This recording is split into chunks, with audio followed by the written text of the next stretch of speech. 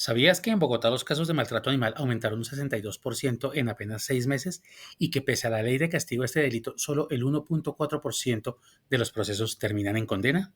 Esta paradoja entre cifras crecientes y justicia disminuida nos invita a mirar más allá de los números y a escuchar las historias que esconden.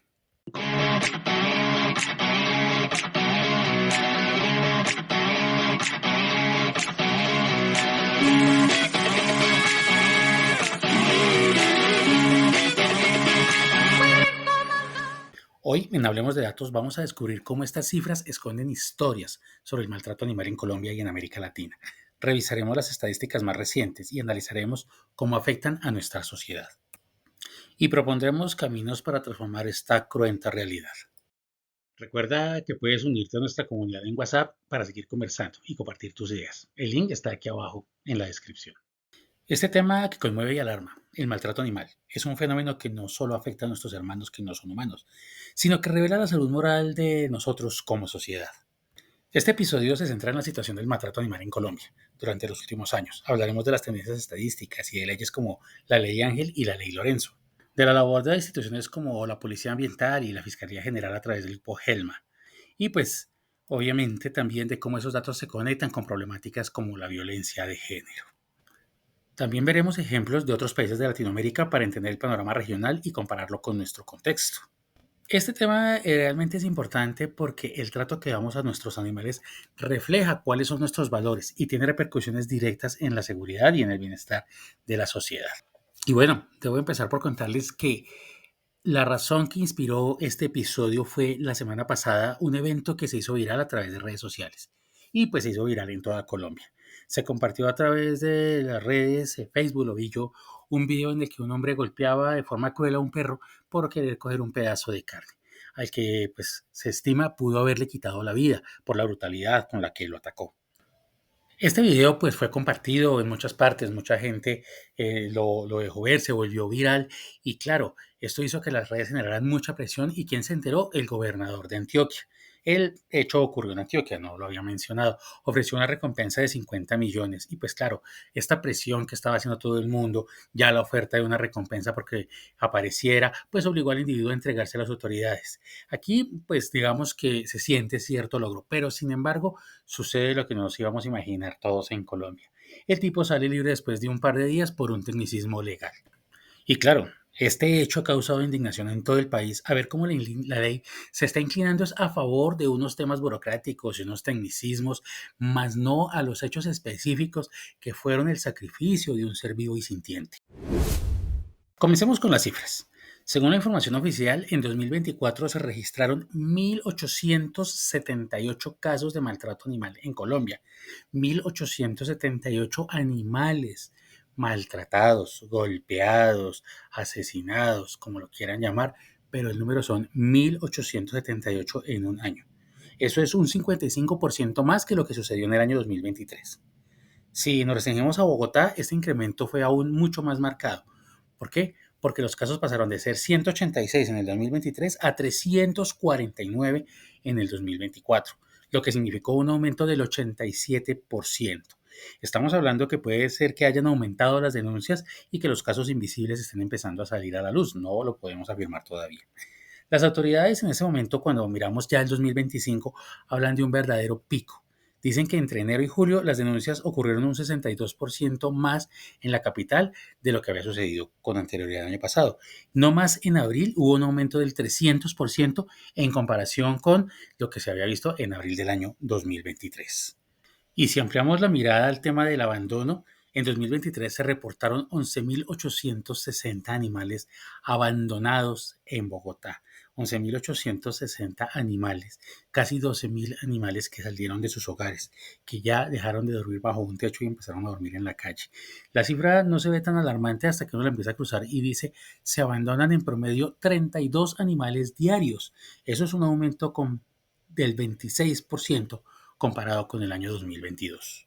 Y claro, puede ser que haya un aumento en el tema de la denuncia, una mayor conciencia ciudadana, pero también hay un hecho que hay que tener en cuenta y es que el Instituto Distrital para Protección y Bienestar Animal, el IFPIBA de Bogotá, tuvo un recorte presupuestal de nada más ni nada menos 900 millones de pesos. Es decir, 900 millones de pesos que dejaron de utilizarse para auxiliar a los animales habitantes de calle y en situación de maltrato. También se estaba construyendo una casa ecológica de los animales en la localidad de Bosa. Este proyecto estaba al 20% cuando sucede todo esto a comienzos de 2024. Es decir, después de que invirtieron 42.000 millones de pesos en este centro, lleva el 20% de construcción, queda abandonado y finalmente los perdedores son los animales que quedan ahí, en la calle. Y pues para seguirles dando datos, tenemos que tener en cuenta que las instituciones que están trabajando. Es decir, tampoco voy a decir un recorte presupuestal, pero IDPIVA sí atendió en el 2023, por ejemplo, 18.907 animales, casi 19.000 animales, 20.000 animales, si queremos tener una cifra un poco más redonda para manejar el concepto. Y realizó más de 16.860 visitas de control para verificar que en los hogares estuviera tratando a los animalitos.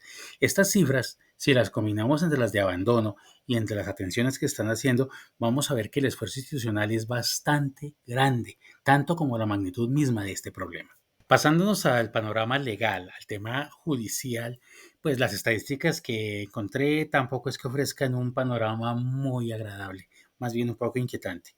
Hacia mediados de 2023, el Grupo Especial para la Lucha y el Maltrato Animal, HELMA, del que ya mencioné en su momento, había abierto 1.002 casos y había realizado 123 imputaciones, pero de esas 123 solamente lograron 63 condenas, quedando 60 condenas en la impunidad. Fijémonos bien, 60 condenas impunes de 123 imputaciones y de 1.002 casos abiertos que luego vamos a ver se suman a un número significativo de denuncias. Y es que efectivamente el tema de las denuncias es el que nos está preocupando. Según informes, desde la entrada en vigencia de la Ley 1774 en el 2016, se han presentado más de 15.500 denuncias por maltrato, pero esta unidad apenas ha obtenido 212 condenas de 619 imputaciones. Son números y números, pero quizás lo que nos interesa más es este. El 1.4% de los procesos es el que termina en condenas.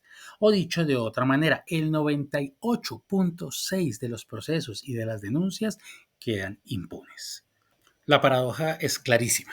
Las denuncias crecen y crecen de manera exponencial, pero la efectividad judicial sigue siendo la misma, sigue siendo baja. Y aquí hay un punto que me ha impactado bastante, que nunca había considerado, y es que la relación entre la violencia animal y la violencia de género y la violencia intrafamiliar emergen con datos preocupantes. Se han hecho estudios y han realizado estudios internacionales en Colombia que señalan que el 71% de las mujeres que están en refugios, que han tenido que refugiarse por violencia intrafamiliar, tienen mascotas y reportan que sus agresores han dañado y han amenazado a sus animales, incluso delante de ellas mismas.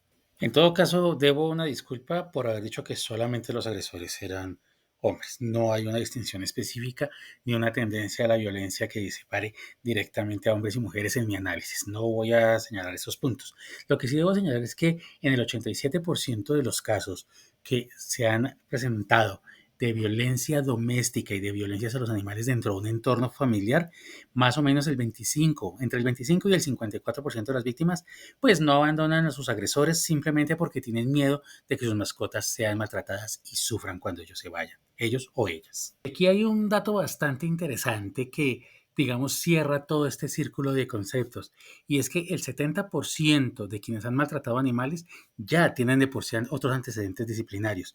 Estos datos pues nos están revelando que el maltrato animal no es un hecho aislado, no es un tema que sucede específicamente en un punto, sino que es síntoma de toda una violencia interconectada que forma parte pues de un problema social que no es único.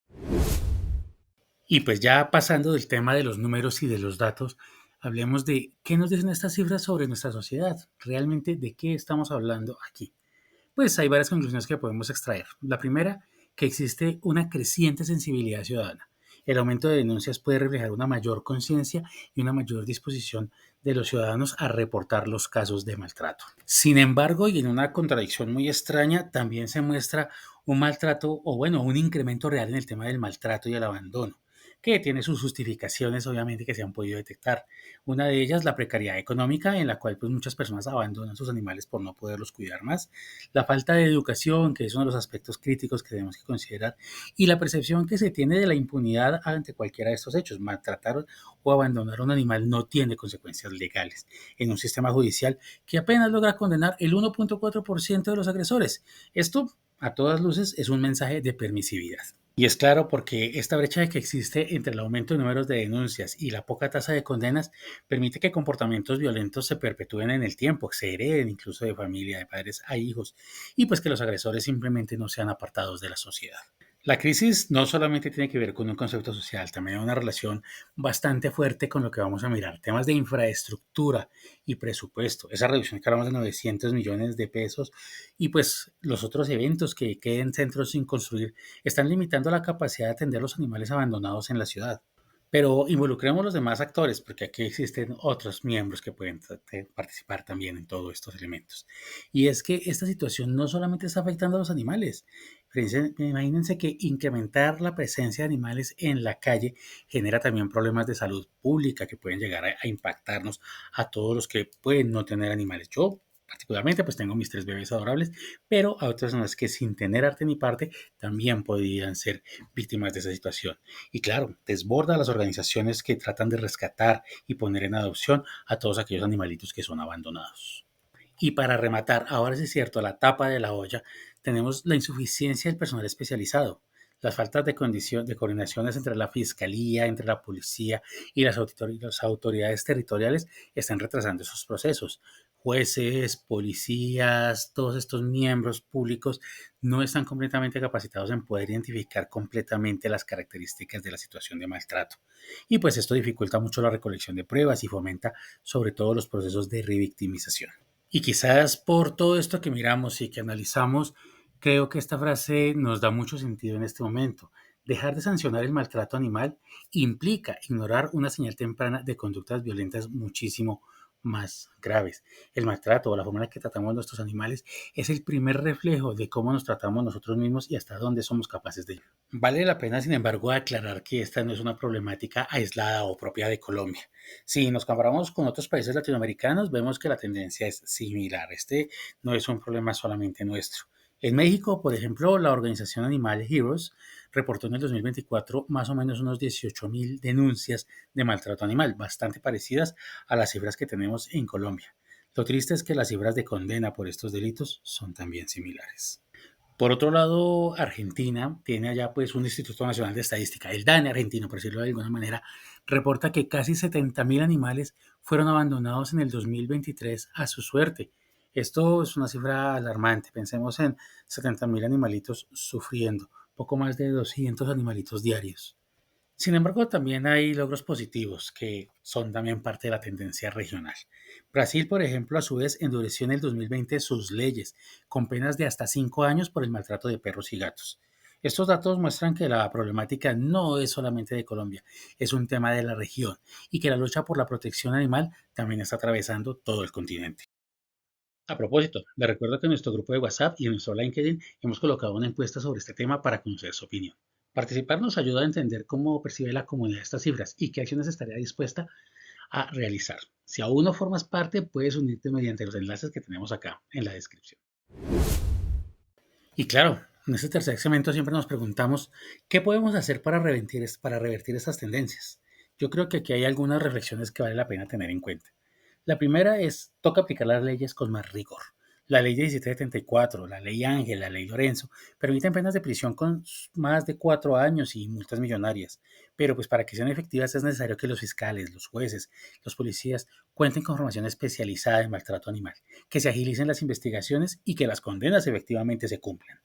También es importante que se haga un ejercicio de unificar todas estas estadísticas, todas estas cifras y fortalecer la investigación. Hay bastantes instituciones que están recogiendo datos de maltrato animal, pero no existe un sistema unificado. Entonces, ¿qué vamos a hacer? Consolidar las cifras, trabajarlas, tener un solo dato que pueda darnos claridad sobre lo que está pasando, facilitaría mucho el diseño de políticas públicas y, claro, el seguimiento de aquellos casos identificados. Además, las universidades necesitan montar observatorios académicos para investigar las causas del maltrato y las mejores estrategias para la prevención de los mismos, ya que no se trata de ser solamente reactivos, sino también proactivos. Es evidente, evidentísimo, que hay que aumentar el presupuesto y la infraestructura. Las reducciones presupuestales, las obras quedadas a medias, no son contradicciones que deban dejarse ahí, deben resolverse. O sea, ¿de dónde flores si no hay jardines? Es esencial ampliar estos centros de atención, los centros de esterilización, fortalecer la capacidad de rescate y atención veterinaria. Y hasta se puede pensar en ofrecer incentivos a aquellas personas que realizan adopciones responsables.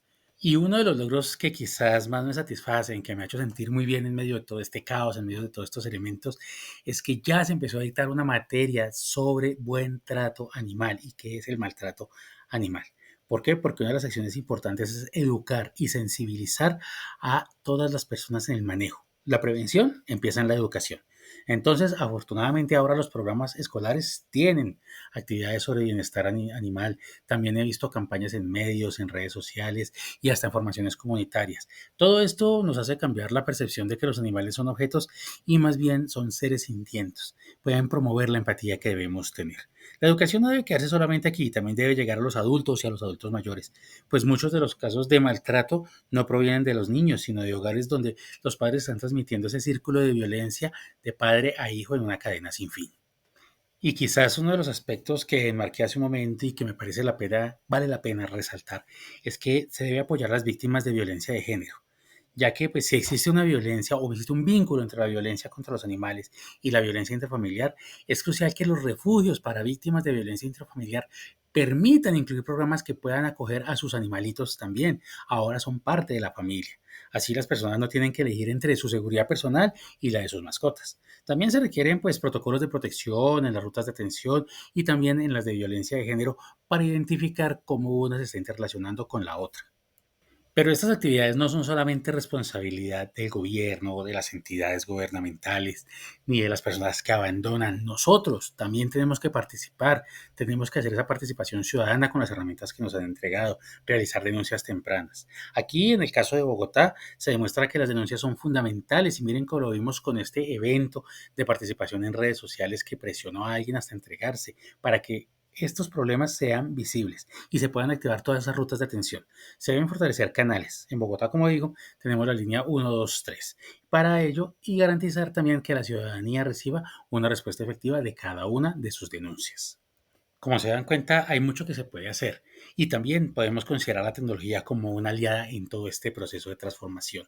La innovación nos permite aprovechar herramientas digitales para crear, por ejemplo, mapas de calor del maltrato, dónde es más grave, dónde es menos grave, y también construir aplicaciones que permitan reportar casos en tiempo real, construir bases de datos interconectadas para ayudar a las autoridades a actuar de manera más rápida, para actuar incluso de forma preventiva antes de que sucedan. La tecnología también puede apoyar campañas, por ejemplo, de adopción y campañas de esterilización.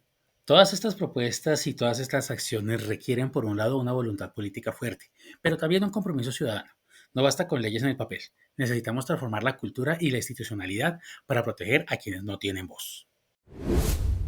Voy a resumir todo este podcast en tres grandes conclusiones. Primero, hay un crecimiento alarmante de las denuncias, pero un bajo nivel de condenas. Los casos de maltrato animal aumentan un 87%, en Bogotá aumentan más del 55% a nivel nacional, pero solo el 1.4% de las denuncias terminan en condenas. Segundo, la infraestructura y la financiación que existe para proteger los animales del maltrato y del abandono es insuficiente. Casi 12.000 animales abandonados, menos de 900 millones de pesos en el presupuesto, muestran que aquí la situación está fuera de control. Los centros de atención no dan abasto. Y tercero, señoras y señores, estamos conectando diferentes tipos de violencias. El vínculo entre el maltrato animal y la violencia intrafamiliar destaca la necesidad de un abordaje integral. No se puede tratar como un caso separado. El 71% de las personas maltratadas han visto a sus agresores maltratar también a sus mascotas. Cierro este episodio con una reflexión importante y es, ¿será que la forma en la que tratamos nuestros animales nos refleja quiénes somos como sociedad? ¿Será que estas cifras de maltrato, estas cifras de abandono nos están explicando que somos una sociedad enferma o son las cifras de resiliencia, de denuncia, de participación las que nos están demostrando que somos una sociedad en desarrollo? Pues hasta ahí llegamos. Si te gustó este episodio, suscríbete a nuestro canal de YouTube para no perderte los próximos. Y si quieres conversar mucho más a fondo, únete a nuestro grupo de WhatsApp. Allí compartimos encuestas, allí colocamos datos extra, allí podrás participar en la creación de futuros episodios. Y pues nada, en el próximo episodio estaremos de nuevo hablando de datos.